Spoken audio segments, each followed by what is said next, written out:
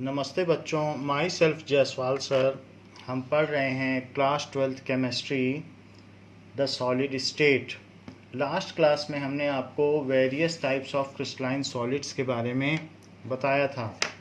Now there is a table made in your book about various types of solids like molecular solids, metallic solids, covalent solids, and ionic solids. So try to practice this table and differentiate between ionic solids and metallic solids, because this kind of difference between ionic and metallic solid is frequently asked. So try to write 3 to 4 difference between ionic and metallic solids. And in last class we have also learnt about structure of diamond, कि diamond का structure किस तरीके से होता है. So let us see some video regarding structure of diamond. तो हम ये देखेंगे कि डायमंड का स्ट्रक्चर कैसा होता है. Now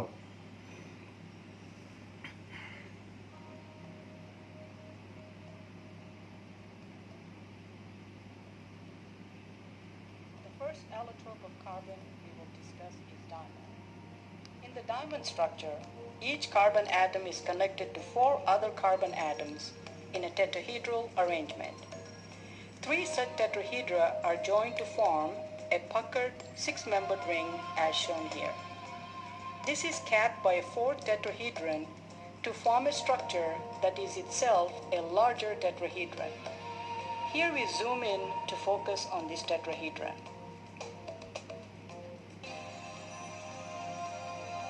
Repetition of this building block gives a larger structure that retains this tetrahedral shape as shown here.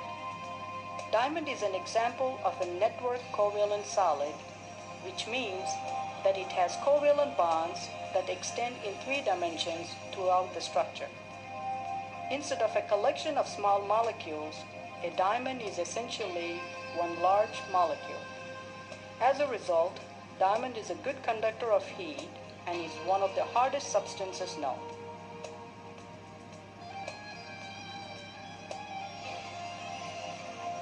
The diamond structure can also be visualized as a cubic.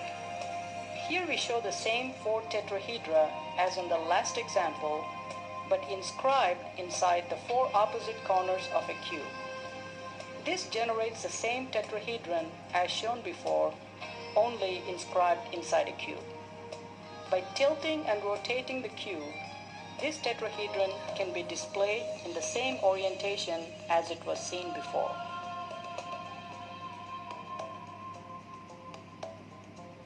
Repetition of this cube also generates the diamond structure, but from the cubic perspective.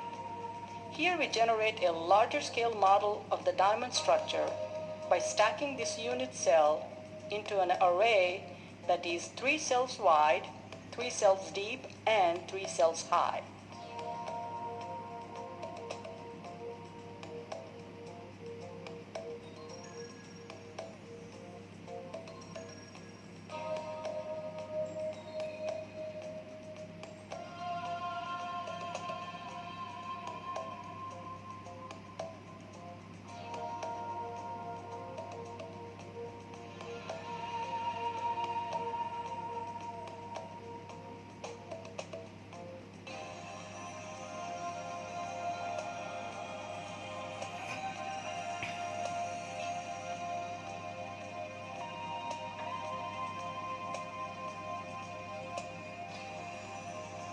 Lonsdaleite is the hexagonal form of diamond. Like diamond, the carbon atoms in lonsdaleite are each connected to 4 others in a tetrahedral geometry. Also like diamond, 3 such tetrahedra are joined to form a puckered 6-membered ring. However, with lonsdaleite, this 6-membered ring is connected to a second 6-membered ring that lies on top of the first. This gives a structure that has a hexagonal rather than cubic geometry.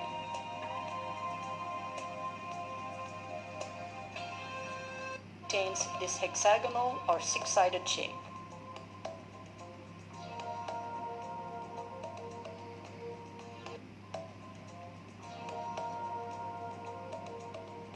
Graphite is quite different from diamond and lenstalite. In the graphite structure, each carbon is connected to only 3 atoms. Since carbon must always form 4 bonds, one of the 3 bonds must be a double bond. This gives an average bond order of 1.33. Several different resonance structures can be drawn, depending upon the placement of the double bonds. In graphite, the carbon atoms are sp2 hybridized, with each carbon atom having a trigonal planar geometry. The atoms are connected to form a flat 6-membered ring that extends indefinitely in 2 dimensions. The structure of graphite consists of layers of these infinite sheets stacked one on top of another. The layers do not lie immediately on top of one another, but instead are offset as shown here. Let's take another look at the way these layers are stacked from the side. As you should be able to see, alternating layers are equivalent. The gray cylinders connecting like layers are for illustration only. There is no actual bonding between the layers. Graphite is therefore said to be a 2-dimensional network covalent solid, as the chemical bonding only occurs in 2 dimensions.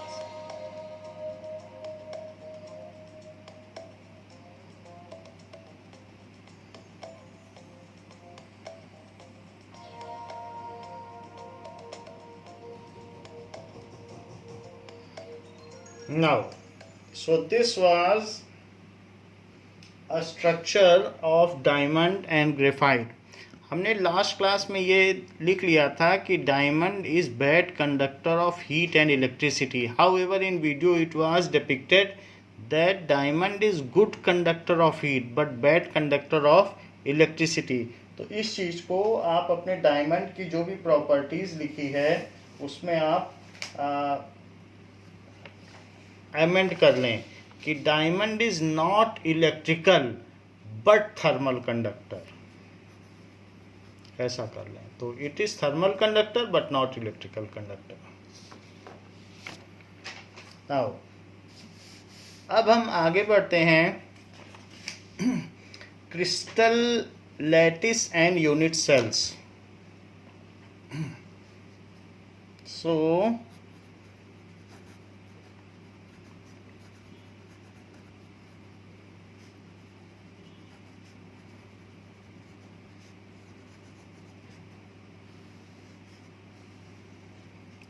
crystal lattice and unit cells.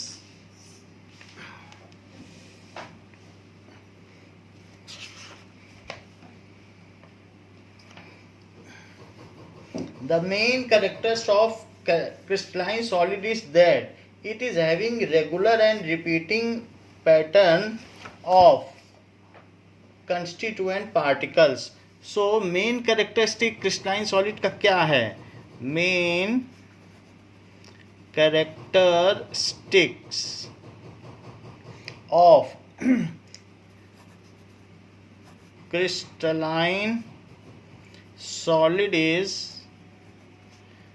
that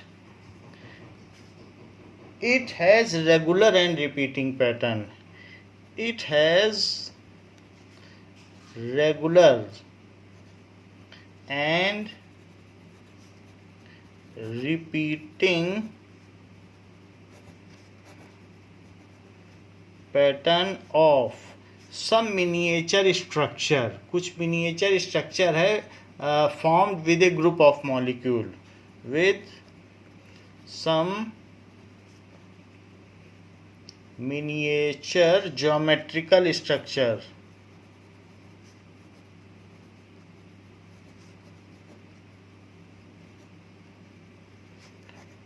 Formed with a group of molecules या constituent particles, किसी में molecule होंगे, किसी में atoms होंगे, तो constituent particles, किसी में आयंस भी हो सकते हैं. सो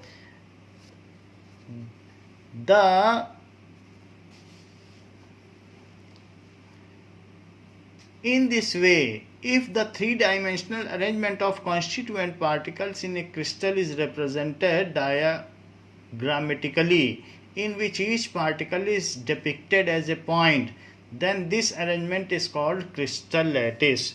So, if position of each particle, constituent particle, is depicted as a point, and the structure of crystalline solid is drawn geometrically, if structure of crystalline solid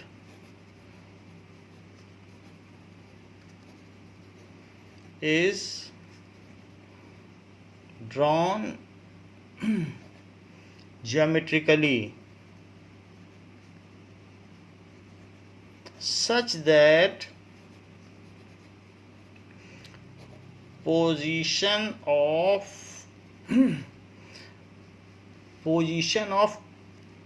constituent particle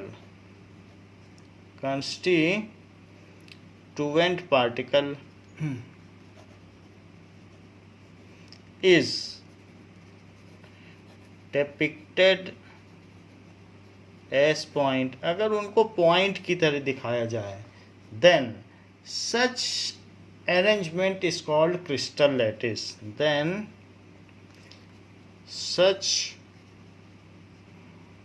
arrangement is called crystal lattice.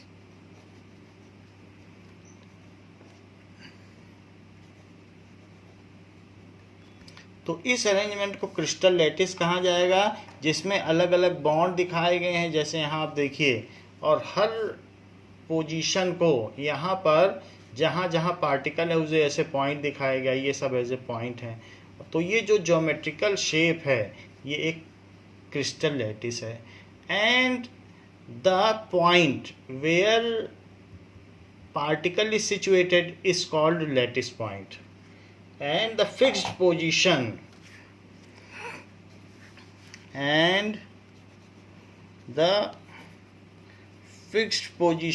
where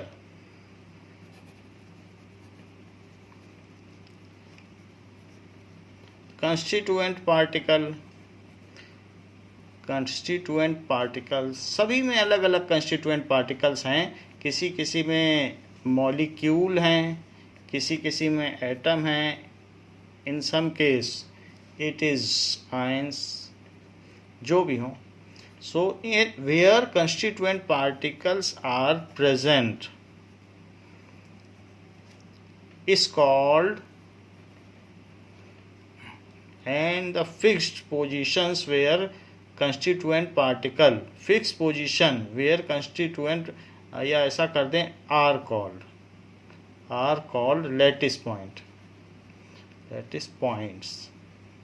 तो उनको lattice points कहेंगे, जहाँ पर different positions हैं, fixed positions, जहाँ पर ये इनके कंस्टिट्यूएंट पार्टिकल्स या मॉलिक्यूल्स रहते हैं. जैसे हम एक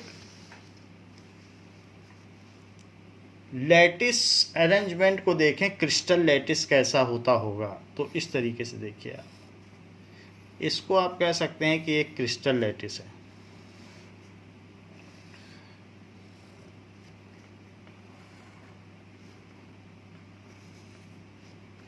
सो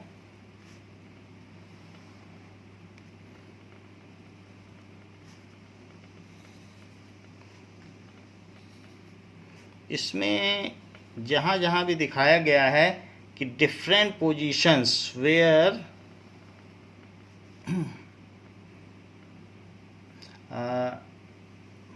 पार्टिकल्स आर प्रेजेंट, उसको यहाँ पर ये चीज़ दिखाई गई है.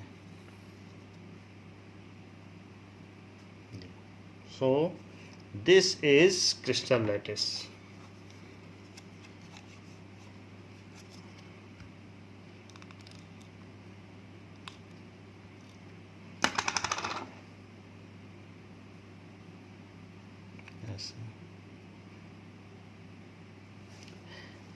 And here also same thing occurs. बिल्कुल उस चीज़ का ये रिपीटिंग पैटर्न है जो चीज़ हम यहाँ पर देख रहे हैं, तो यहाँ पर भी इसी तरीके से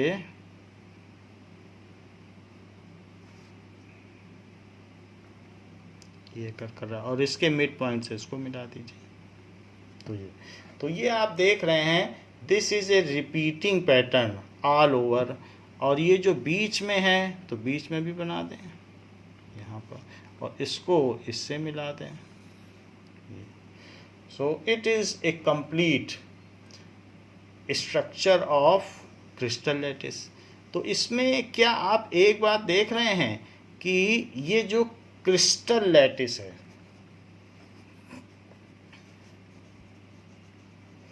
इसमें this is the repeating unit जो बार बार यूज हो रही है। So repeating unit, the single unit which if kept beside to each other which form complete crystal lattice। अब आप एक को देखो तो यही चीज बार बार रख दी जाए, सो उसको हम कह देंगे that is called unit cell. The smallest portion of crystal lattice, तो ये चीज क्या कहलाएगी, unit cell. The smallest portion of crystal lattice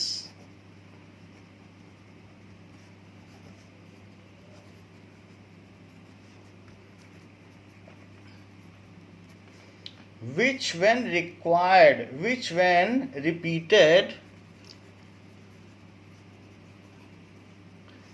repeated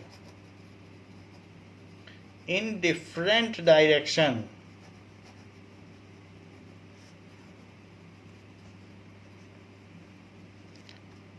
forms crystal lattice is called unit cell। उसे कहेंगे यूनिट सेल, इकाई प्रकोष्ठ कहेंगे, क्योंकि उसी को बार बार हमने रिपीट किया तो पूरी चीज मिल जाएगी। तो उसी को एक के ऊपर एक रखते चले जाएंगे तो सब कुछ पूरा मिल जाएगा। सो इस चीज को हमने यूनिट सेल कहा है, because it is only repeated. हमने डायमंड के केस में भी देखा कि उसी एक पर्टिकुलर यूनिट सेल को वो रिपीट करते चले गए और उससे उनको पूरा स्ट्रक्चर मिल गया। क्रिस्टल लैटिस के कुछ कैरेक्टरिस्टिक्स हैं, तो क्या कैरेक्टरिस्टिक्स हैं,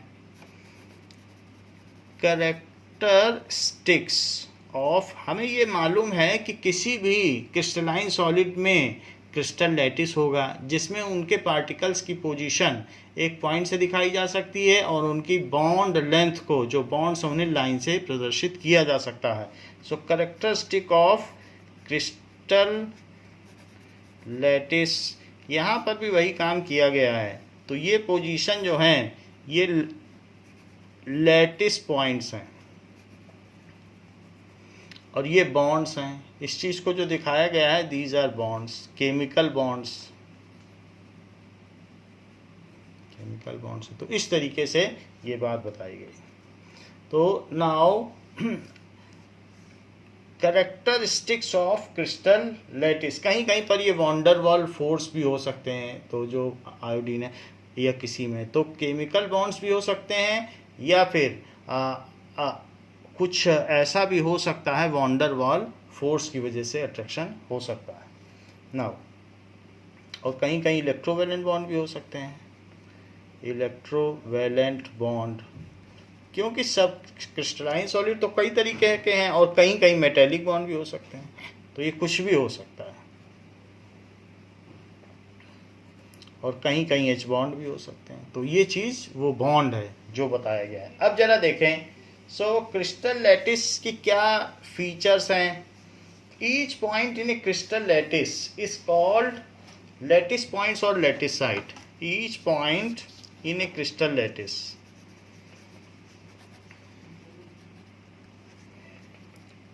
in a crystal lattice is called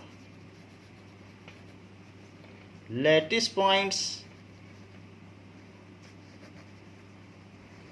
और लैटिस साइट, उसे लैटिस साइट भी कह सकते हैं। Now each point in a crystal lattice represent one constituent particle. Each point in a crystal lattice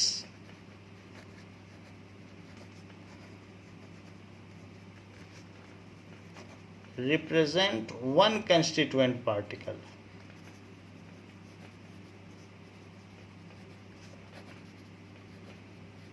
वो पार्टिकल कुछ भी हो सकता है।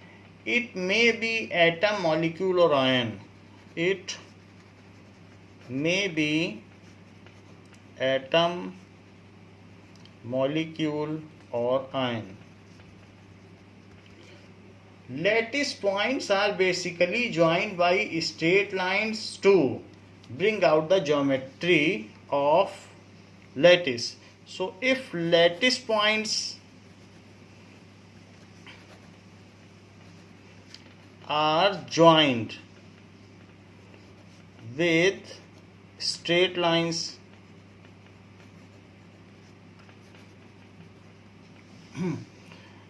then they develop the geometry of crystal lattice. Then they develop geometry of crystal lattice या crystalline lattice. तो ये चीज़ आपको लिखनी पड़ेगी जब आपसे पूछा जाएगा characteristic of crystal lattice. So what is the characteristics of unit cell? Unit cell का क्या कैरेक्टरिस्टिक है? अभी हमने देखा यहाँ एक यूनिट सेल बना दी। So characteristics of unit cell,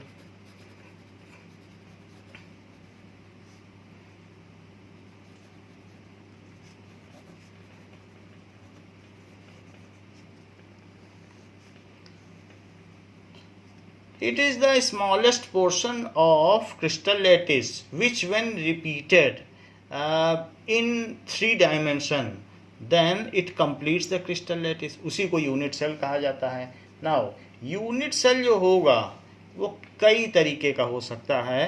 unit cell ऐसा नहीं होगा कि एक जैसा ही हो, क्यूबिकल ही हो, ये क्यूबॉइड भी हो सकता है। कई तरीके के यूनिट सेल्स होते हैं, वो हम अलग से देख लेंगे कि how many types of unit cells. जैसे कि मैंने यहाँ क्यूबॉइड यूनिट सेल बनाया, तो यूनिट सेल का कोई फिक्स्ड पोजीशन नहीं है। ये कैटायन और एनायन के साइज पे डिपेंड करते हैं या डिफरेंट पार्टिकल के साइज पे डिपेंड करते हैं कि यूनिट सेल कैसा होगा।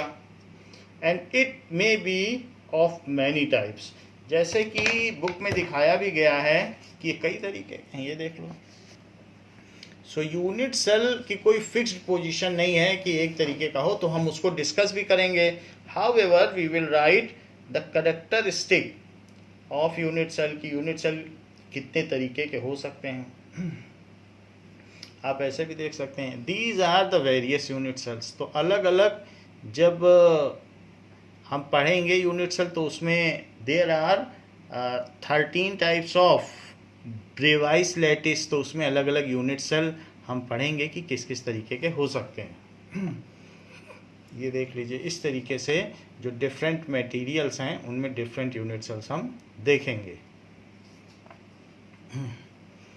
ऐसा भी हो सकता है कि यूनिट सेल्स जो अलग अलग क्रिस्टल्स हैं तो उनमें हम देखें तो जो हम जिनसे हम फैमिलियर हैं, तो एमराल्ड हो गया, जैसे बहुत अच्छे अच्छे जेम्स हैं, तो उनके भी यूनिट सेल के स्ट्रक्चर्स होते हैं। तो वो जेम छोटा हो या बड़ा, वो उसी शेप का होगा जैसा उसका यूनिट सेल होगा, वही उसको डेवलप करता है। ऐसा हम लोग डे टू डे लाइफ में एनकाउंटर करते हैं।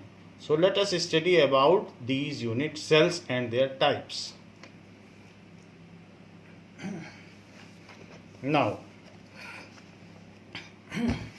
सो characteristics of unit cells. Unit cells में 3 साइड्स होंगी, तो वो जो भी साइड्स होंगी उनको ए कहा जाएगा, A side, B side and C side. So 3 sides होंगी।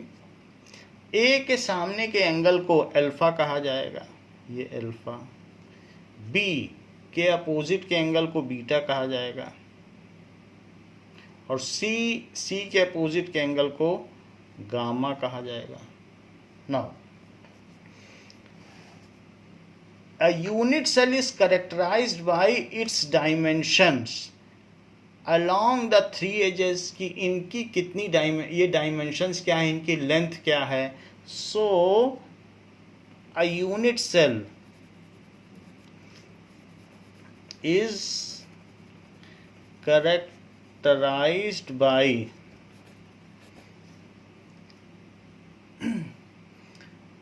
its dimension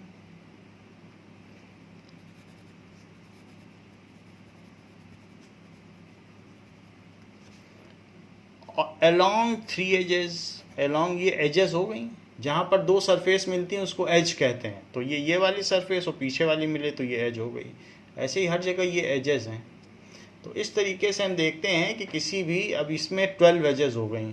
सो along 3 edges, जहाँ 3 एजेस मिल रही हों तो वहीं पर हम ABC लिखते हैं. along 3 edges, उस वो क्या कहलाएगा, vertices. So along 3 edges A, B and C कि उसकी क्या क्या डायमेंशन है, क्या क्या लेंथ है. These edges may or may not be mutually perpendicular. ये परपेंडिकुलर हो भी सकती है, नहीं भी हो सकती हैं. These edges may or may not be mutually perpendicular.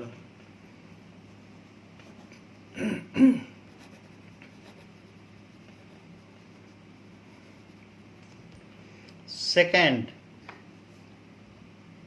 it is also characterized by angle. It is also characterized by angle between edges. So characterized by angle between edges. Alpha between B and C. Beta between A and C. And gamma between A and B. तो इस तरीके से there are 6 parameters which characterize a unit cell. There are 6 parameters. So 3 angles हो गए और 3 sides हो गई. There are 3 parameters, 6 parameters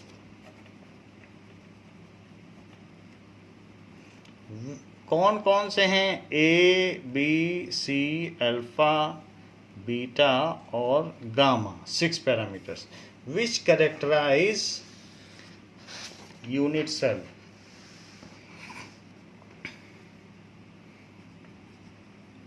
Which characterize unit cell. इस तरीके से 6 पैरामीटर हैं जो बताते हैं कि यूनिट सेल किस तरीके की हो सकती है. तो उसी के बेसिस पर वैसे तो हम देखें तो मिलियंस ऑफ सब्सटेंस हैं और मिलियंस ऑफ क्रिस्टलाइन सॉलिड्स हैं. However there are only 14 possible 3-dimensional Bravais lattice. Hence there are only 14 types of unit cells. So though there are millions of crystalline solid substance होते हैं, though there are millions of crystalline solids but they have altogether only 14 types of Bravais lattice. So Bravais lattice, एक scientist ने इसके बारे में पता किया तो उसने ये बात जानी कि इतने तरीके के लेटिस हैं. Hence there are only 14 types of unit cells. तो जो भी हम हैं यूनिट सेल्स उनके बारे में जाने कि कितनी तरीके की यूनिट सेल्स हो सकती हैं. So let us see the types of unit cells. Now there are 14 types of unit cells corresponding to 14 types of Brovais lattice, corresponding to 14 types of Brovais lattice.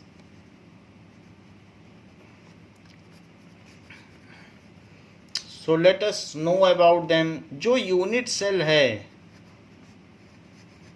वो दो तरीके की हो सकती है.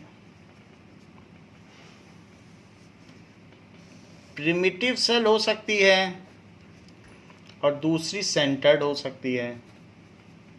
सो प्रिमिटिव यूनिट सेल और दूसरी हो सकती है centred unit cell. Centred unit cell. Primitive unit cells are those in which constituent particles are present at its corners. In such unit cells, constituent particles are only present at all corners. सभी corner पर रहेंगे और कहीं नहीं रहेंगे. Only present. सो ये चीज हो गई प्रिमिटिव यूनिट सेल. जो भी प्रिमिटिव यूनिट सेल है वो फर्दर 7 तरीके की हो सकती है. It is of 7 types. कौन कौन से 7 टाइप्स हो सकती है? क्यूबिक हो सकती है. इसके अलावा टेट्रागोनल हो सकती है. टेट्रागोनल हो सकती है. ऑर्थोरोम्बिक हो सकती है. ऑर्थोरोम्बिक भी हो सकती है. इसके अलावा हेक्सागोनल हो सकती है. हेक्सागोनल. रोम्बोहीड्रल हो सकती है.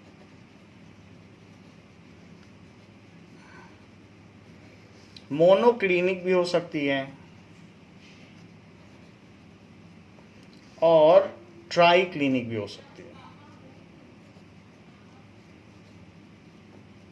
So these are the various 7 types of primitive unit cell. इन सभी में जो भी कंस्टिट्यूएंट पार्टिकल्स होंगे वो एंड पर ही होंगे. क्यूबिक, टेट्रागोनल, ऑर्थोरोम्बिक, हेक्सागोनल ये सारे हो सकते हैं. लेकिन जो सेंटर्ड हैं उसमें क्या होता है, ऐसा भी हो सकता है कि सेंटर्ड में 3 अलग अलग तरीके के हैं. कौन कौन से? एक तो बॉडी सेंटर्ड. बॉडी सेंटर्ड यानी कि उस सेल में कॉर्नर पर जो एटम हों उनके अलावा एक सेंटर पर भी हो जाए. तो बॉडी के सेंटर पर भी एक अगर एटम ऐसा पाया जाए तो कहेंगे बॉडी सेंटर्ड. दूसरी चीज हो सकती है फेस सेंटर्ड. Face centred. तो अगर इस तरीके से हम देखें तो फेस के सेंटर पर भी हो, हर एक फेस के सेंटर पर. तो यहाँ पर भी हो, यहाँ पर भी हो, यहाँ पर भी हो और पीछे के भी हर एक फेस पर हो. हर एक फेस पर हो, पीछे भी हो. सो फेस के सेंटर पर हो. तो अगर फेस के सेंटर पर होगा तो हम कहेंगे फेस सेंटर्ड, ऐसे फेस के सेंटर, तो ऐसा हो सकता है। एक होगा and centred, and centred. And centred में क्या होगा कि जो भी यूनिट सेल होगी उसमें यहां तो होगा ही,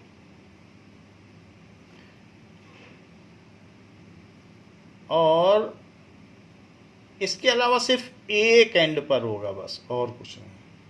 इसको कहेंगे एंड सेंटर्ड। सो हमने आपको बताया कि प्रिमिटिव में 7 हो गए। इसके अलावा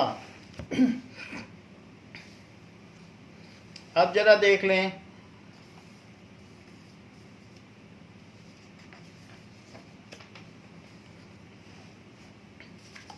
कि फेस सेंटर्ड में कौन कौन से होते हैं। बॉडी सेंटर्ड में, तो बॉडी सेंटर्ड में भी एक होता है क्यूबिक,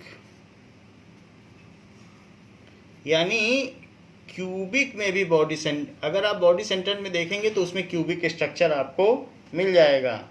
ऐसे ही इसमें टेट्रागोनल मिल जाएगा, टेट्रागोनल, तो ये दोनों इस केस में आपको मिल जाएंगे। और साथ ही साथ ऑर्थोरोम्बिक भी मिल जाएगा, ऑर्थोरोम्बिक।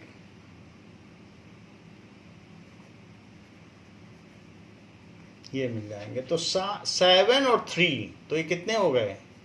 7 + 3 10 हो गए। हमने 14 बताए थे। तो फेस सेंटर्ड में क्या क्या मिलेंगे? फेस सेंटर्ड में आपको मिलेगा क्यूबिक, इसमें क्यूबिक आपको मिल जाएगा। फेस सेंटर्ड में आपको ऑर्थोरोम्बिक भी मिल जाएगा,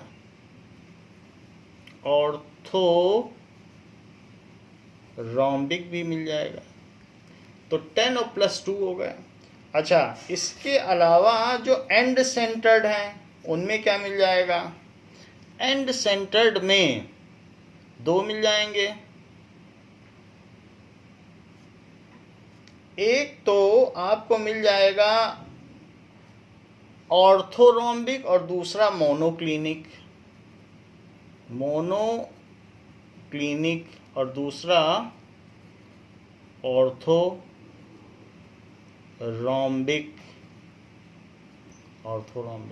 सो इस तरीके से 7 + 3 10 और +2 +2, तो हमारे पास टोटल 14 तरीके के यूनिट सेल्स हैं।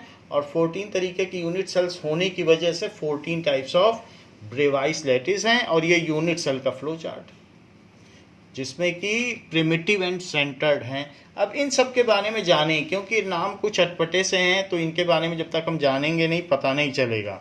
तो लेट अस सी कि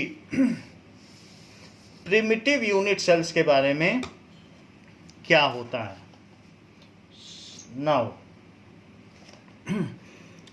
सो इन जनरल हम जानेंगे सबसे पहले प्रिमिटिव, या वो तो किसी में भी हो सकते हैं, कि क्यूबिक यूनिट सेल क्या होती है। ऐसे कर करके हर एक के बारे में जानेंगे। क्यूबिक क्या है, टेट्रागोनल क्या है, फिर तो जैसे नाम होगा वैसा हो जाएगा। बॉडी सेंटर होगी तो उसके सेंटर में क्यूबिक में, फिर सेंटर में एक आ जाएगा। तो जैसे ये भी क्यूबिक है तो चलो फेस में आ गया, ऐसे होगा, ये चीज़ होगा। सो क्यूबिक यूनिट सेल क्या होती है? Cubic unit cell, cubic unit cell में क्या होगा कि A = B = C, क्यूब के शेप में होगा। और साथ ही साथ अल्फा = बीटा = गामा, ऐसा होगा। यानी अल्फा बीटा गामा सब इक्वल होगा। और ऐसे में ये क्यूब के शेप में हो जाएगी। ये चीज है। तो this is cubic unit cell. इसमें अगर आप देखेंगे तो आपको क्या लगेगा कि ये चीज़ इसके इक्वल है और ये चीज़ इसके इक्वल है, ये 90, ये 90 और ये भी 90। तो ये क्यूबिक यूनिट सेल है। तो इसमें क्यूबिक यूनिट सेल ऐसा भी हो सकती है कि जिसमें सिर्फ यहाँ हो एटम, ऐसा हो सकता है कि सिर्फ टर्मिनल्स पर हों।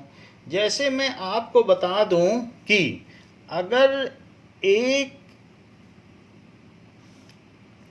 यूनिट सेल आप ऐसे ले लें, यूनिट सेल लेंगे इसमें, तो जैसे ये इस सेंटर पॉइंट को लें और इसके नीचे 4 घर हैं।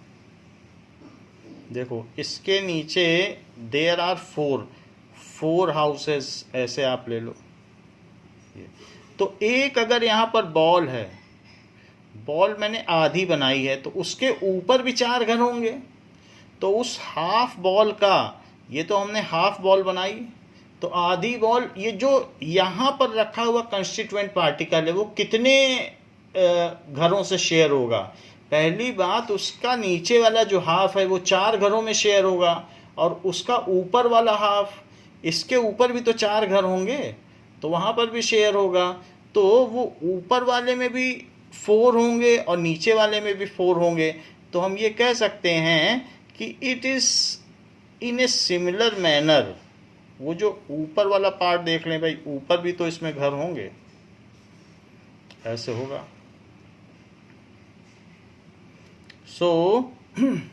ऐसे तो हमने इसको बीच से कट कर दिया है, 4 घर ऊपर और 4 घर नीचे। ये तो ये चीज़ अगर देखी जाए तो यहाँ पर ये कहा जा सकता है कि यहाँ से भी ऐसे निकलेगा, जो कि इसको लेगा और फिर ये यहाँ मिल जाएगा। और बाकी की चीज़ भी की जा सकती है कि यहाँ से यहाँ मिलेगा और यहाँ मिल जाएगा। तो ये आप देख सकते हैं, देयर आर डिफरेंट हाउसेस। तो ये ऊपर के घर हो गए। ऊपर देखो 4 घर दिख रहे हैं आपको और नीचे 4 घर, तो इसको बीच से कट कर दिया। तो ये वाली जो जगह है बीच वाली, ये वाली, तो इसमें भी आधी बॉल होगी, आधी बॉल ऊपर और आधी नीचे, क्योंकि कट कर दी गई। सो हाफ हाफ है क्योंकि शेयर है। अब इसी में इसका एक यूनिट सेल में कितनी बॉल आएगी? एक यूनिट सेल में 1/8 आएगी। जैसे आप ऐसे देख लें कि मान लीजिए ये कंप्लीट बॉल है, तो इस कंप्लीट बॉल में जो हाफ बॉल है, ये देखो हाफ बॉल, अगर हम देखेंगे तो हाफ बॉल ऊपर के 4 घरों में शेयर होगी, और जो बाकी की हाफ बॉल होगी वो नीचे के 4 घरों में। आप अपने घर का एक कॉर्नर देखो, कोना, तो वो कोना नीचे के 4 कमरों में शेयर है, सेम कॉर्नर, और वही कोना ऊपर के 4 कमरों में शेयर है। तो अगर वहां पर एक बॉल रखी होगी तो एक कमरे में आपको बॉल का कितना हिस्सा दिखाई पड़ेगा? सिर्फ इतना हिस्सा, क्योंकि 4 कमरों में हाफ बॉल शेयर है। ये मैं बता रहा हूँ ऊपर के 4 कमरों में। तो उस कॉर्नर में अगर ऊपर के 4 कमरे, नीचे वाली हाफ बॉल तो नीचे के 4 कमरों में है, और ऊपर वाली हाफ बॉल ऊपर के, क्योंकि एक कॉर्नर 8 कमरों में शेयर होता है। तो उसी तरीके से आप ऐसे देख लें, ये देखो कि मान लीजिए कि आपके पास एक प्लेन है, तो ये तो एक प्लेन हो गया, XY प्लेन, इस तरीके से, और XY प्लेन हो गया। तो एक प्लेन यहाँ से ऐसे भी जाएगा जो कि दूसरा प्लेन होगा। सो X और ये Y प्लेन, और यहाँ देख लो कि एक दूसरा प्लेन हो गया। सो दिस इज Z एक्सिस, तो ये Z एक्सिस है, तो इट इज YZ प्लेन हो गया। अच्छा, और ऐसे ही ये भी हो सकता है कि XZ प्लेन हो जाए, ये,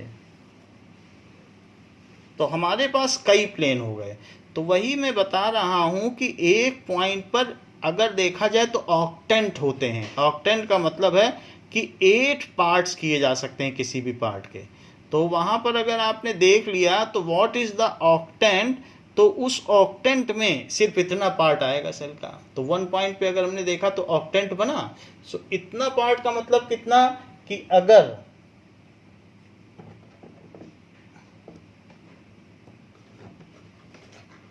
this much of part of unit cell is shared, क्यों, क्योंकि हम क्या करें कि मान लीजिए ऐसे इसको कट कर दिया जाए, ये हमारे पास यूनिट सेल है, यूनिट सेल है, तो इसमें हर एक यूनिट सेल की हर बॉल कई कमरों में, क्यूबिक यूनिट सेल है, तो कट की जाए तो यहाँ से बीच से कट करो, क्योंकि आधा हिस्सा उस यूनिट सेल का है और आधा इस यूनिट सेल का है, तो बीच से कट करो।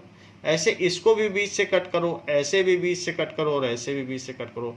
फिर जो बचेगा फिर यहाँ आ जाओ, फिर यहाँ से भी बीच से कट करो और ऐसे भी बीच से कट करो, क्योंकि अब इधर वाला है नेक्स्ट डायमेंशन, तो सब में बीच बीच से जब आप कट कर दोगे तो जो इसके पास बचेगा वो हिस्सा क्या बचेगा, ये वाला। अब आपके पास ये बच गया, ये जो बच गया क्योंकि हमने इसको कट कर दिया, सब तरफ से चारों तरफ से कट कर दिया और ऊपर से भी कट कर दिया, नीचे से भी, तो ये बच गया। तो ये ऐसा बॉल है जो प्रिमिटिव क्यूबिक यूनिट सेल है। इसका मतलब है कि इसमें only vertices are occupied by unit cell, और हमने ये बात आपको बता दी है कि 1/8 पार्ट ही, क्योंकि किसी भी कॉर्नर को देखोगे तो 8 कमरों में शेयर्ड है, नीचे के 4 कमरे और ऊपर के 4 कमरे, तो इस तरीके से ये पूरा 1/8 पार्ट है। और ये जो स्ट्रक्चर बनाया गया है प्रिमिटिव क्यूबिक सेल का, ये जो प्रिमिटिव क्यूबिक सेल है ये एक बॉल से ही बनाया गया है, सिंगल बॉल, एक ऐसी बॉल काटी गई है और उससे ये बन गया। तो इस तरीके से जैसे हम इसी बॉल के, अगर हम इसी बॉल के 8 टुकड़े कर दें और तो ये बन जाएगा, ऐसा ही बन जाएगा, तो ऐसे ऐसे टुकड़े होंगे। तो वही चीज़ तो यहाँ पे हमने लगाई है।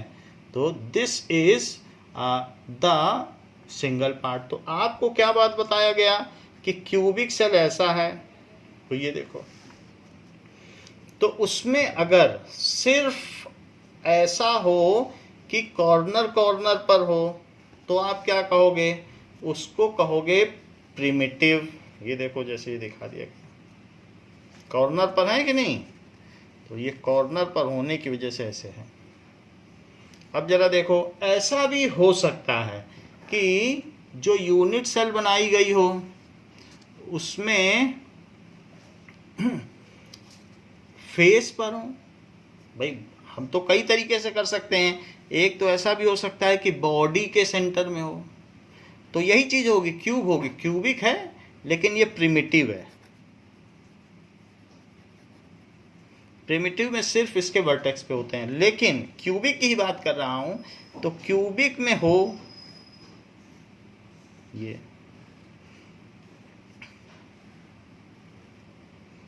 तो ये क्यूबिक ही है, और क्यूबिक में जो यहां पर होगा वो इस तरीके से होगा, हर जगह यही होगा। तो इस तरीके से हम देखें तो सभी में ऐसे ये चीज़ बनी हुई होगी। नाउ अब देखो,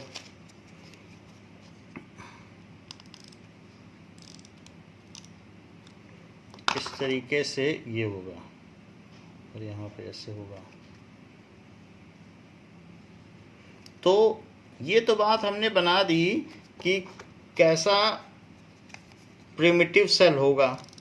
तो प्रिमिटिव सेल हमने बना दिया कि सिर्फ कॉर्नर कॉर्नर पर होंगे।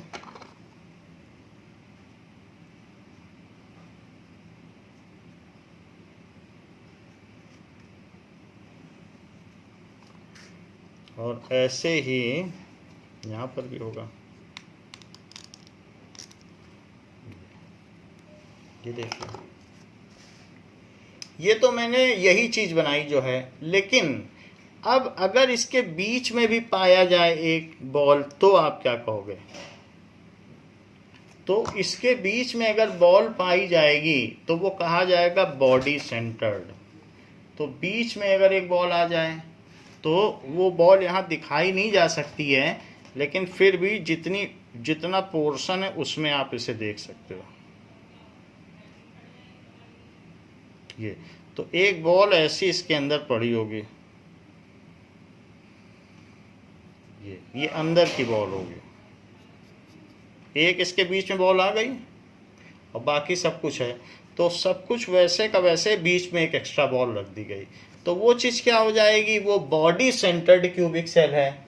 सो अगर बीच में बॉल आ गई तो ये बीच में देखो एक बॉल है कि नहीं है, तो थोड़ा सा इनको खिसकना पड़ेगा अपनी जगहों से।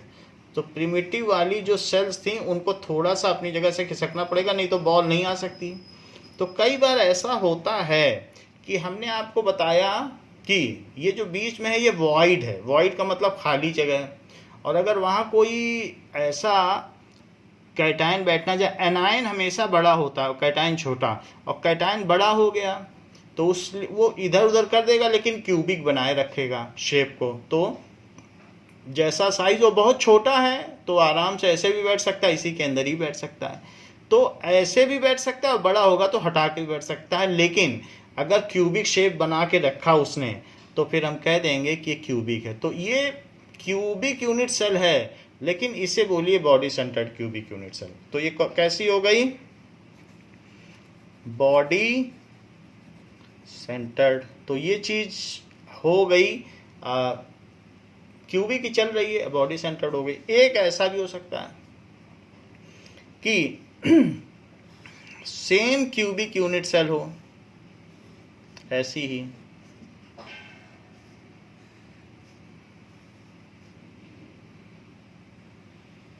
ऐसा ही हो, और इसमें क्या हो,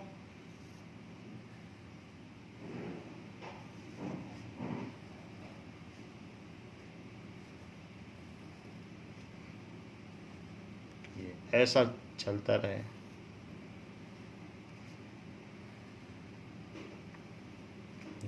तो ये उसी तरीके की सेल हो गई जैसा हम बनाना चाहते थे। तो प्रिमिटिव तो हो गई, लेकिन इनके फेस पे भी अगर स्फीयर हो तो उसको कहेंगे फेस सेंटर्ड यूनिट सेल। तो इस तरीके से हो। अब लेकिन फेस पर पूरा तो नहीं हो सकता है, फेस पर आधा बॉल आएगा। क्यों? क्योंकि आधी बॉल तो बगल वाले यूनिट सेल के हिस्से में जाएगी, क्योंकि यहाँ पर अगर फेस पर एक बॉल रखोगे तो फेस पर एक बॉल अगर रखोगे तो आधी बगल वाले के हिस्से में जाएगी, इसकी आधी बॉल दूसरे के हिस्से में जाएगी। आप ऐसे देख लें कि मान लीजिए कि ये देखिए एक ये है और एक ये है।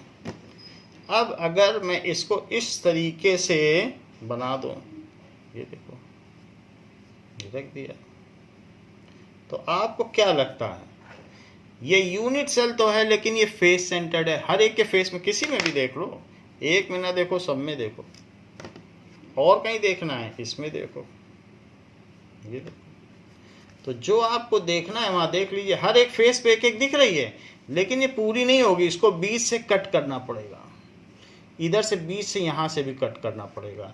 तो जब इसको आप कट करोगे, यहाँ से कट कर दोगे, यहाँ से कट कर दोगे, क्योंकि ये चीज़ दो यूनिट सेल में शेयर होगी अगल बगल, और ये वाली बॉल तो ऐसे 4 कमरों में शेयर होगी। तो यहाँ से भी कट करोगे इसको यहाँ से भी कट करोगे, यहाँ से भी। तो ऐसा कट करते करते, और ऊपर से भी तो आधे की स्लाइसिंग करनी पड़ेगी क्योंकि अपर में भी शेयर होगी। तो यही चीज़ जो मैं आपको पूरी दिखा रहा हूँ वो क्या बन जाएगी, ये यूनिट सेल। ये जो यूनिट सेल आपको दिखाई गई है फेस सेंटर्ड यूनिट सेल, तो जब इसके अगल बगल वाले शेयर्ड, क्योंकि आपके घर की वाल दूसरे घर के वाल से शेयर होती है, ये बात आपको मालूम है। तो आधी वाल आपकी है, आधी दूसरे की है। उसी तरीके से जब हम इस बॉल को ऊपर से भी कट करेंगे, हर तरफ से कट करेंगे, तो कट करने के बाद क्या होगा, now when it is cut, so ये जो बॉल है ये कट होने के बाद क्या हो जाएगी, ये देखो। तो इसके कट होने के बाद आधा सरफेस इसका मिलेगा आपको। सो इट इज, तो हम इसको बना लें अब आधा सरफेस। सो इसमें आपको हाफ सरफेस ही दिखाई पड़ेगा, ये ऊपर हाफ सरफेस, वो बाकी आधा अंदर रहेगा। यहाँ पर भी हर सरफेस पर आपको बॉल तो दिखाई पड़ेगी लेकिन आधा पीछे है, और यहाँ पर भी दिखाई पड़ेगी बट वो अंदर में रहेगी। वही चीज़ यहाँ दिखाई गई। तो अगर इस तरीके से आप देख लें तो ऐसे देखना चाहें ऐसे देख लें, मैं इस तरीके से दिखा रहा हूँ, दिख रही है? तो वही चीज़ें हैं, हर तरफ वैसी बॉल है। तो ये बात हमने देख ली क्यूबिक यूनिट सेल की कि क्यूबिक यूनिट सेल कैसी होती है। लेकिन चूंकि इसमें हर फेस पर एक है, हर फेस पर एक दिख रही है, तो वो आधा ऊपर वाले में शेयर, आधा इसमें शेयर, आधा आधा शेयर होगी। यूनिट सेल वो होती है कि रिपीटिंग यूनिट हो, इसके ऊपर जब दूसरी ऐसे ही रखोगे तो बॉल पूरी हो जाएगी। और इसी तरीके से 8 यहाँ किनारे पर रख दोगे तो एक बॉल पूरी हो जाएगी। 4 नीचे के कमरे की और 4 ऊपर के कमरे की, तो ये जो 1/8 है ये पूरी 8 होके 1 हो जाएगी।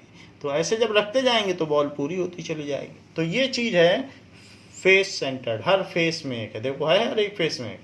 तो इसको कहेंगे फेस सेंटर्ड। तो हमने आपको बता दिया कि प्रिमिटिव यूनिट सेल, जो कि यहाँ ये देख लो, तो प्रिमिटिव यूनिट सेल सबसे ऊपर से क्या बताया, सबसे पहले बताया क्यूबिक प्रिमिटिव। तो क्यूबिक है, इसमें कहीं कुछ नहीं वर्टेक्स पे, लेकिन कट कर दिया तो ऐसी हो गई। बॉडी सेंटर में एक बॉल आ जाए, और सेंटर में अगर एक बॉल आ जाए तो उसके बाद उसे कट कर दो। सेंटर पे एक बॉल है, इसमें सेंटर में अगर एक बॉल आ जाए तो कट कर दो, तो बॉडी सेंटर्ड। और फेस पे रहें तो फेस पे एक एक रहे, इन एडिशन टू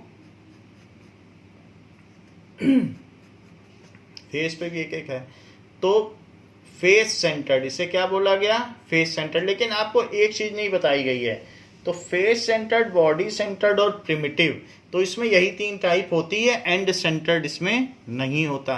तो आपको हमने पहला टाइप बता दिया, दैट इज क्यूबिक। दूसरी देखो टेट्रागोनल। तो टेट्रागोनल कैसी होती होगी? पहली बताई क्यूबिक, क्यूबिक ने 3 पार्ट को कवर कर लिया, 4 टोटल 14 ब्रेवाइस लैटिस हैं, तो क्यूबिक में ही 3 हो गई, 3 ब्रेवाइस लैटिस और 3 ब्रेवाइस लैटिस की यूनिट सेल हमने कवर कर दी हैं। अब जरा देखें टेट्रागोनल।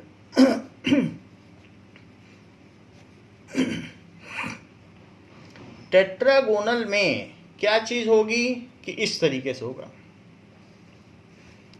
ये चीज टेट्रागोनल है। ये बिल्कुल ये सारी साइड्स मिलजुल रही हैं, बिल्कुल एक जैसी। और ये जैसे तेल का कनेस्टर हो कोई ऐसा, या फ्रिज आप अपने घर में देख लो, फ्रिज तो टेट्रागोनल है ये चीज। तो ये तो फ्रिज के ये सारे सरफेस एक जैसे होते हैं, लेकिन लंबाई में बड़ा होता है। तो ये चीज एक जैसी होनी चाहिए, ऐसा ही फ्रिज देखना। तो उसमें क्या होगा, ये 90, ये भी 90 और ये भी 90। तो A is equals to B but it is not equals to C. A is equals to B but it is not equals to C. However, alpha is equals to beta is equals to gamma. Alpha beta और gamma सब equal हैं। So alpha beta gamma और सारे के सारे क्या हैं, 90। अब अगर ये टेट्रागोनल है तो ये 2 तरीके की हो सकती है, या तो ये प्रिमिटिव भी हो सकती है, तो प्रिमिटिव में भी टेट्रागोनल हो सकती है, और दूसरी हो सकती है कि इसके सेंटर पर भी कुछ मिल जाए। तो ये 2 तरीके की होगी, कौन कौन सी? प्रिमिटिव भी हो सकती है कि सिर्फ वर्टेक्स पे हो, और दूसरी क्या बताई कि बॉडी सेंटर्ड, एक सेंटर पर भी हो जाए ऐसा। ये अलग अलग शेप ऑफ कैटायंस और एनायंस पर है, वो हम आगे चल के आपको वीडियो भी दिखा देंगे और हर चीज़ से फैमिलियर करा देंगे। लेकिन आपको पता तो चल गया है कि बॉडी सेंटर्ड क्या होता है। तो दूसरा है टेट्रागोनल, फ्रिज शेप या कनेस्टर देखो तेल का, जिसमें 3 आता है। तीसरी चीज़ देखिए ऑर्थोरोम्बिक। तो थर्ड क्या है, ऑर्थोरोम्बिक। ऑर्थोरोम्बिक में क्या चीज होगा कि ये क्यूबॉइड है। सो इसमें जैसे ये कोई साइड किसी के इक्वल ही नहीं है। ये देखो, ना ए बी के इक्वल ना बी सी के इक्वल, कुछ भी किसी के इक्वल नहीं है, सब डिफरेंट है। A is not equal to B is not equal to C. जैसे आपकी इरेजर हो, ना हाइट लेंथ के इक्वल होती ना कुछ। हाँ ये है कि सारा उसका 90 डिग्री पर होता है, तो वो क्यूबॉइड है बट ऑर्थोरोम्बिक है, तो कोई चीज़ किसी के इक्वल नहीं। ए बी सी, इसमें सब कुछ 90 है। तो alpha is equals to beta is equals to gamma, ऐसा होता है। ऑर्थोरोम्बिक में आपको 4 केस मिल जाएंगे। आप इसमें प्रिमिटिव ढूंढने जाएंगे तो मिल जाएगा। अगर आप सोचोगे कि इसमें हर फेस पे भी एक एक एटम हो, ऐसा भी संभव है, तो फेस सेंटर्ड भी मिल जाएगा। अगर आपने सोचा कि इसमें बॉडी सेंटर्ड मिल जाए तो आपकी इच्छा पूरी होगी। और अगर आप सोचते हैं कि इसमें एंड सेंटर्ड मिल जाए तो भी आप ठीक हैं। तो ऑर्थोरोम्बिक में ये चारों होंगे और ये कैटायन और एनायन के वेरियस रेडियस और उनके रेडियस रेशो के बेसिस पर होंगे। नाउ जो फोर्थ है that is monoclinic. So monoclinic क्या है? नाउ फोर्थ वन हम देखें। फोर्थ वन में आप देखिए, मोनोक्लिनिक ना देखें, फोर्थ में देखें हेक्सागोनल। सो हेक्सागोनल स्ट्रक्चर। तो हेक्सागोनल में क्या होगा? हेक्सागोनल में इस तरीके से होगा कि जैसे हेक्सागन होता है, तो हेक्सागन किस तरीके से होता है? ऐसे होता है, बिल्कुल रेगुलर हेक्सागन बना रहा हूं, हर साइड रेगुलर पॉलीगन समझो, रेगुलर हेक्सागन, सब चीज एक दूसरे के इक्वल है। ये सब इक्वल है। और इसी को थोड़ा लेंदियर बना लो तो नीचे भी रेगुलर हेक्सागन बन जाएगा।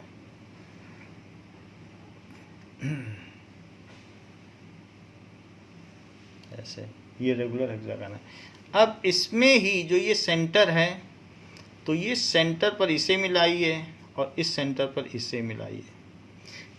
यही चीज हमारे मतलब की है। तो अगर आप देखेंगे तो 3 रेगुलर हेक्सागन मिल करके, 3 ये वाले शेप मिलकर एक रेगुलर हेक्सागन बना लेंगे जिसमें हर एंगल 120 डिग्री होता है। ये एंगल कितना है? 120 डिग्री। ऐसे सभी में है। तो ये भी वही चीज है और ये पीछे वाले भी वही चीज है। बट ऑफ आवर कंसर्न, जो हमारे कंसर्न का है वो हिस्सा सिर्फ इतना है, क्योंकि हम उसी की रिपीटिंग यूनिट कर देंगे तो हमारा काम बन जाएगा। तो हम इसकी रिपीटिंग यूनिट करेंगे। ये हमारे लिए एक यूनिट सेल है, रेगुलर हेक्सागन। तो इसमें अगर आप देखें तो ये 90 डिग्री है, ये 90 डिग्री है, एक एंगल नहीं है 90 डिग्री। तो इसलिए रेगुलर ये जो हेक्सागन से बना है, पूरा हेक्सागन नहीं लेना है, सिर्फ इतना ही लेना है। तो इसमें क्या चीज होगी? ए और बी तो सेम होंगे, ए और बी देखो सेम मिले, ए इज इक्वल्स टू बी, क्योंकि सारी साइड्स इक्वल है, लेकिन ये सी के इक्वल नहीं है। अच्छा, इसके अलावा सी के तो इक्वल नहीं है, तो सी के अपोजिट ही तो गामा होता है। So alpha is equals to beta is equals to 90 degree, और जो सी के अपोजिट है वो है गामा, जो कि 120 डिग्री। हर एक एंगल 120 है। So gamma is equals to 120 degree. जैसे कि ये देख लें कि मान लीजिए ये एक ऐसा हेक्सागन हुआ, ये देखो कि ये ऐसा, फिर इसके ऊपर ऐसा रख दिया और फिर उसके ऊपर ऐसा रख दिया, तो ये अब हेक्सागोनल हो गया। This is hexagonal. अच्छा, इस हेक्सागन को हम कट कर दें तो कैसे कट करें बताओ? ऐसे कट करें हेक्सागन को, ये देखो, तो इसको ऐसे कट करें, एक कट यहाँ मारें और एक कट यहाँ मारें, यानी हम इसको इस तरीके से कट करें, एक कट ऐसे और एक कट ऐसे। तो ये जो हमारा एक पार्ट आएगा पूरा नीचे तक कट कर दें, और फिर यहाँ से तो आपको फिनिशिंग देनी है, क्योंकि तो 2 यूनिट सेल बगल वाली को भी शेयर करेगा, बगल वाली को भी शेयर करेगा। तो ऐसे केस में आपको ये रेगुलर हेक्सागन मिल जाएगा। तो ये रेगुलर हेक्सागन का शेप हमने आपको दिखाया, जिसमें बिल्कुल ये मॉलिक्यूल इसके ऊपर ही है। ऐसा हो गया। तो रेगुलर हेक्सागन में अगर आप देखें तो आपको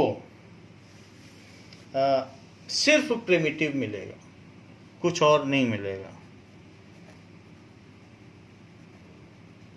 यानी सिर्फ इसके कॉर्नर के एंड पर होंगे, और आप और सोचते हैं कि और भी कुछ हमें मिल जाए, तो दूसरे वाले ऐसा नहीं बना सकते, उनका स्ट्रक्चर कमज़ोर होगा और ढह जाता है। नाउ फोर्थ तो आपने समझ लिया। फिर फिफ्थ देखिए, रोम्बोहीड्रल। रोम्बोहीड्रल या इसे आप ट्राइगोनल भी कह सकते हैं, रोम्बोहीड्रल भी बोल सकते हो या ट्राइगोनल भी बोल सकते हो। रोम्बोहीड्रल में क्या चीज़ होगी? सारी साइड्स इक्वल होंगी, जैसे एक इरेजर हो, जैसे यही ले लो, ये ले लो, और मैं यहाँ से इसको दबाना शुरू करूँ तो एक तरफ से दब जाएगा और बाकी सब कुछ वैसा ही रहेगा। मान लीजिए एक आपके पास कोई क्यूब हो और एक तरफ से आप इस जैसे क्यूब है और मैं एक एंड से प्रेशर डालूं, तो प्रेशर डालने पर सिर्फ यही एंगल कम होगा, जैसे इस तरीके से। ये देखो कि रोम्बोहीड्रल में होता क्या है कि इस तरीके से हो जाए,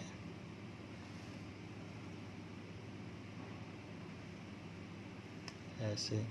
तो ये फेस है, बाकी जो ऊपर की सरफेस है उसमें कोई फर्क ना आए, और इस तरीके से हो।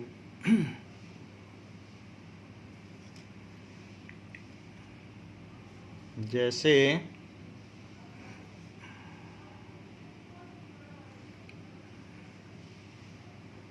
ऐसे।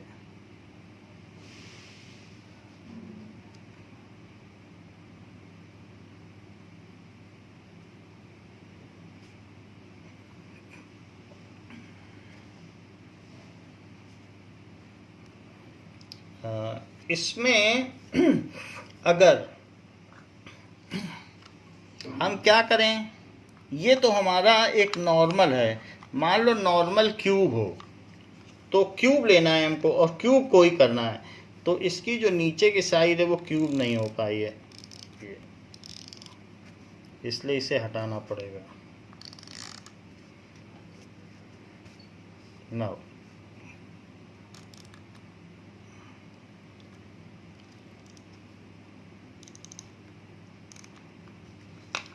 इस तरीके से होगा।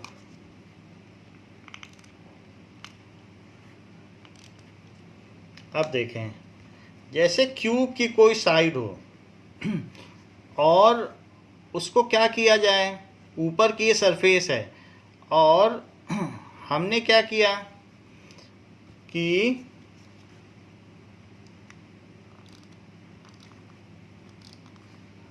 जो सामने की फेस है उसको हमने टेढ़ा कर दिया।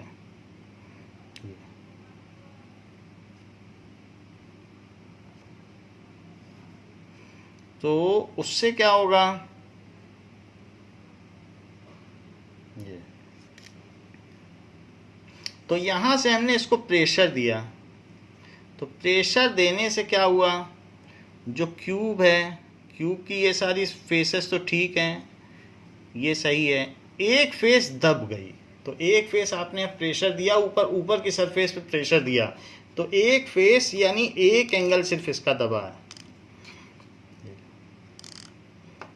ये एंगल इसका 80 डिग्री हो गया या कुछ नॉट 90 डिग्री हो गया, it is not equal to 90 degree, बाकी कुछ फ़र्क नहीं पड़ेगा। तो अगर हम यहाँ से दबाएंगे किसी क्यूब को, तो क्यूब को दबाने पर जैसे इसी चीज़ को आप दबाएं तो ऐसे दबाएं, तो अगर आप दबाएंगे तो एक एंगल पे फ़र्क पड़ेगा। देखो एक एंगल पे फ़र्क पड़ रहा है यहाँ पे, तो एक एंगल पे फ़र्क पड़ेगा, तो वही चीज़ है। तो इसमें ये angle not equal to 90 degree, बाकी इस पर कोई फ़र्क नहीं पड़ेगा, इस पर कोई फ़र्क नहीं पड़ेगा। और बाकी ए बी सी वो भी वैसे ही रहेंगे। तो A B C, this is A B and C, ये सब वैसे ही रहेंगे। So it is only one angle getting distorted. आप चाहें तो इसको दूसरी तरीके से भी बना सकते हैं कि जिसमें एक एंगल छोटा हो,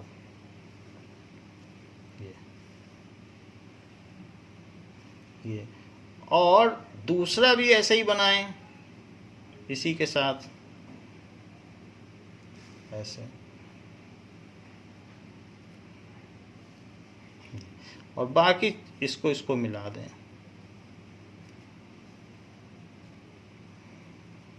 सो रोम्बोहिड्रल में एक तरफ प्रेशर दिया जाता है, तो उसमें प्रेशर देने की वजह से ये 90 रहता है, ये 90 रहता है, लेकिन ये 90 नहीं रहता, तो ये दब गया है, एक तरफ दब गया है। बाकी ए बी सी सब इक्वल होते हैं, ऐसा होता है। सो इसमें A is equal to B is equal to C, यानी क्यूब को एक तरफ से प्रेशर डालें तो A is equal to B, जैसे मैंने इसमें प्रेशर डाला और एक तरफ से कोई इस पर प्रेशर डाले तो ये एक तरफ झुक जाएगा, तो वैसा ही हो। और दो एंगल तो 90 रहेंगे, लेकिन तीसरा एंगल 90 नहीं रहेगा। Alpha is equals to beta is equals to 90 degree, but gamma is not equal to 90 degree. Rhombohedral में आपको सिर्फ, या ट्राइगोनल में अगर आपको मिलेगा तो प्रिमिटिव ही मिलेगा, सिर्फ उसके कॉर्नर पर ही आपको एटम्स मिलेंगे, तो ये प्रिमिटिव ही होगा। 6 देखिए, नाउ 6th कौन सा है? 6th है मोनोक्लिनिक।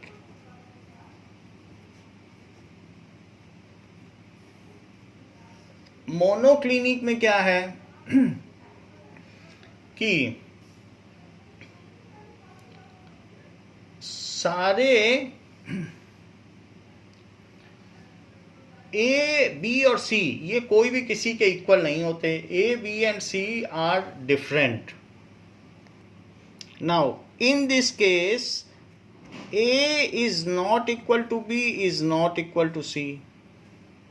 ए बी और सी इक्वल नहीं होंगे, और alpha is equals to beta, ये तो 90 होगा लेकिन गामा 90 नहीं होगा, तो कोई साइड किसी के इक्वल नहीं होगी। तो ये पिछला ही केस है, बस सिर्फ अंतर इतना ही है। जैसे हमने पिछला केस आपको बताया था रोम्बोहिड्रल, उसमें ये था कि सारी साइड्स इक्वल थी। अब इसमें क्या हो गया कि कोई भी साइड किसी के इक्वल है ही नहीं, तो फिगर यही रहेगा, बट उसकी कोई साइड्स किसी के इक्वल नहीं होगी। जैसे कि आप एक पैरेललोग्राम बना लें ऐसे, और उसके बगल में एक दूसरा पैरेललोग्राम बना लें, और फिर उसमें ऐसे ऐसे इनको मिला लें, और यहाँ दिखा दें कि यहाँ से प्रेशर डाला जा रहा है। तो ऐसा करने पर इसमें दो एंगल 90 हैं, लेकिन ये एंगल नॉट 90, क्योंकि यहाँ से प्रेशर डाला जा रहा है, तो नॉट 90। हाँ, ए बी सी ये इक्वल नहीं है, तो हमारे में तो दिख रहे हैं, बट अगर आप सही सही पैरेललोग्राम बनाएंगे तो उसमें वो चीज़ फिर आपको एडजस्ट हो जाएगी। मान लो ऐसा पैरेललोग्राम बना लें और दूसरा ऐसा बना लें, तो साइड्स अलग अलग हो जाएंगे ऐसा, और फिर इनको मिला लें, और यहाँ दिखा दें कि यहाँ प्रेशर डाला जा रहा है, ये 90 ये 90, but this is not equal to 90। तो ए बी एंड सी इनमें इक्वल नहीं होते, कुछ इक्वल नहीं होते, 2 एंगल 90 होते हैं। तो जैसे आपकी इरेजर हो, इरेजर में तो इसी तरीके से कोई साइड किसी के इक्वल नहीं होती और एक तरफ से उसको दबा दो उंगली के प्रेशर से, तो वो चीज़ कहलाएगी मोनोक्लिनिक। मोनोक्लिनिक में प्रिमिटिव भी मिल जाएगा और एंड सेंटर्ड भी मिल जाएगा। एक तो आपका प्रिमिटिव है कि यहाँ मिल जाए सब जगह, तो ये प्रिमिटिव हो गया। और एक ऐसा हो सकता है कि यहाँ तो हो ही और साथ में एक इस एंड पर हो और एक इस एंड पर। एंड सेंटर्ड में सिर्फ एक ही एंड पे होता है, तो उसको कहेंगे एंड सेंटर्ड। सेंटर्ड तो 2 तरीके से मोनोक्लिनिक में मिल जाएंगे। Now seventh is triclinic. Triclinic का स्ट्रक्चर किस तरीके से होगा? ट्राइक्लिनिक में न कोई एंगल, ये ऐसी यूनिट सेल है जिसमें ना साइड इक्वल होती ना एंगल, और ये सबसे कमज़ोर होता है। ये छूते ही एमॉर्फस के फॉर्म में भुरभुरा के टूट जाता है। तो इसलिए ये ट्राइक्लिनिक में A is not equals to B is not equal to C, A B C कुछ इक्वल नहीं होते, और साथ ही साथ alpha is not equals to beta is not equals to gamma is not equal to 90, कोई भी angle 90 भी नहीं होता। तो अगर इस तरीके का बनाया जाए कि जिसमें साइड्स इक्वल ना हो और साथ में ना ही कोई एंगल इक्वल हो 90 डिग्री का, तो ऐसा हो तो चीज़ बन सकती है। मान लीजिए इसमें इसी तरीके से बनाया जाए। सो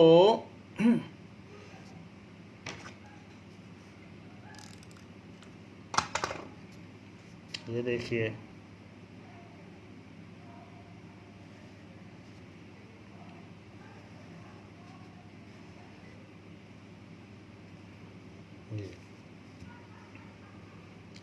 and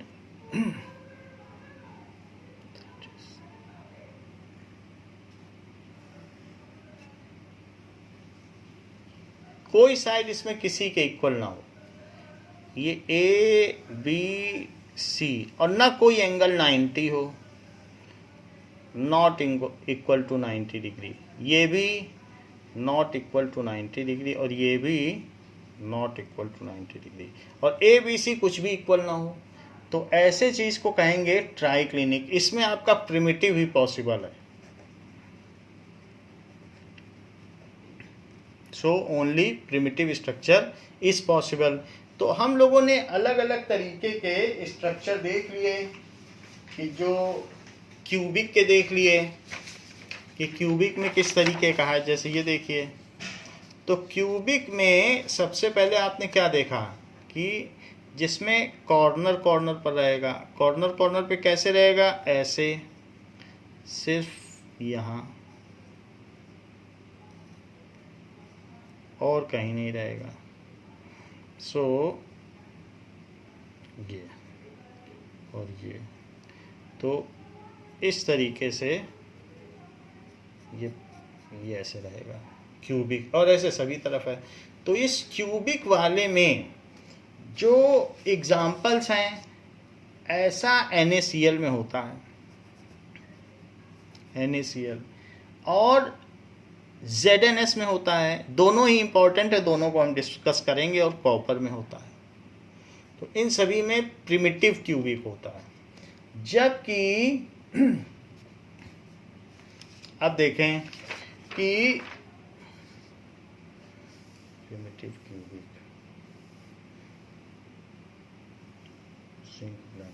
तो इनके जो एग्जाम्पल्स होंगे उसको हम एक बार अलग से देख लेंगे कि इसमें क्या क्या होता है। अभी इसको छोड़ते हैं, क्योंकि ये इनके कंबाइंड एग्जाम्पल्स बुक में दिए हैं, तो इसको एक बार हम नेट से पता कर लेंगे कि क्या क्या चीज़ होती है, फिर हम आपको बताएंगे।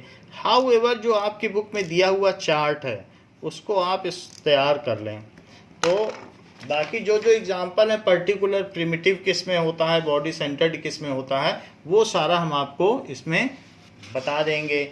तो there are 7 types of basic shapes जो कि आपकी बुक में इस तरीके से दिए हुए हैं, 7 टाइप्स ऑफ बेसिक शेप। तो उसमें कौन कौन सा होता है, अब इसमें एग्जाम्पल इसमें सब कंबाइन दे दिए हैं, तो हम कंबाइन एग्जाम्पल है वो आपको देख के बता देंगे कि किसका क्या क्या शेप है, क्यूबिक में प्रिमिटिव क्या है, क्यूबिक बॉडी सेंटर्ड क्या है, तो वो सब हम बता देंगे। तो ये इस टेबल को और ये जो शेप्स हैं इनको आप तैयार कर लीजिएगा, जो चीज़ें आपको बताई गई हैं, और प्रैक्टिस भी कर लीजिएगा। ये सारे शेप्स इसमें दिए गए हैं, आपकी बुक में भी बताए गए हैं, और ये इसका टेबल का पार्ट है। तो यहाँ तक बच्चों तैयार कर लीजिए, फिर इसके आगे अगली क्लास में आपको बताया जाएगा। थैंक यू बच्चों।